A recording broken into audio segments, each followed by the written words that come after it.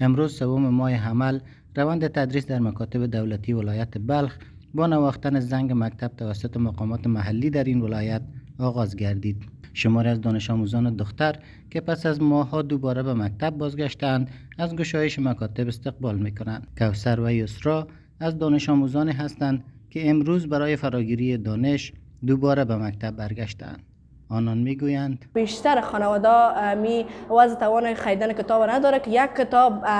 چاپ سیاه‌سفید 30 افغانی و رنگیش تا 100 افغانی میرسه و هیچ در این شرایط فعلا نه تنها بعض خانواده بلکه بیشترشان وضع توان خریدنش نداره. ما از دولت خواهان ازی هستیم که به ما کتاب بده، چون ما مکتب آمدیم به خاطر آموزش و یک تشکری خاص از امارات اسلامی میکنیم که به طبقه اوناس این حق دادن که مکتب بیاید و درس بخونه و نصف جامعه را طبقه اوناس تشکیل میتن و نه تنها مردم میتونه جامعه را بسازه، جامعه ساختن نیز وظیفه خانم‌ها میباشه. از اینکه سال نو تعلیمی آغاز شده ما بسیار خوش هستیم و از امارت اسلامی افغانستان بسیار تشکری میکنیم که روی مکتب‌ها را برای طبقه اوناس نیز باز کردن. از اینکه یا به حق ما خوبی را کردن باز کردن، ما هم انشالله تلاش‌های بیش از حد خود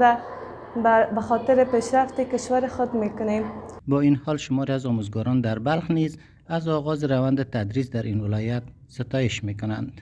من به عنوان یک معلم از این مکتب تعهد من است که با صداقت، با راستی، با یک عزم و با حجاب اسلامی در خدمت اولاد مکتب هستم و تا آخرین رمق حیاتم به خدمت شاگردای ما هستیم. از سوی هم مقامات محلی در ولایت بلخ میگویند هیچ مانعی در برابر آموزش دختران و پسران در چوکات فرامین اسلامی وجود ندارد و دروازه‌های مکاتب بر روی همه دانش آموزان باز خواهد بود. با تعلیم و درس و تربیه فرزندان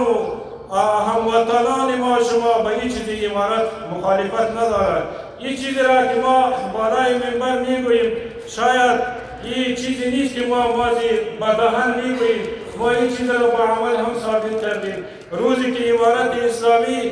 در افغانستان قائم شده، از اون روزی که مجاهدین امارت اسلامی خصوصا در ولایت بلخ داخل شده، شما به یاد داریم که دروازه های مکاتب ما در روی فرزندان ما بر روی شاگردان مکاتب چی از طبقه ذکور چی از طبقه اناث در رویشان باز بوده، مشکلی نبوده. 39 مدارس رسمی داریم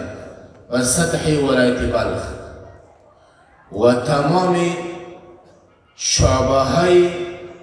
دارالمعلمین که در تمام ولسوالی ها ما یک شعبه از دارالمعلمین هم داریم و تمام شعبه های سواد آموزی و سواد حیاتی که در اکثر ولسوالی هم فعال است و در شهر هم مرکزیت دارد و تمام مسئولین مکاتب خواه ابتدایه باشه، خواه متوسطه باشه، خالصه ها باشه که مربوط ما و شما میشه، امروز ساعت 9 بجه افتتاح تمام مراکز تعلیمی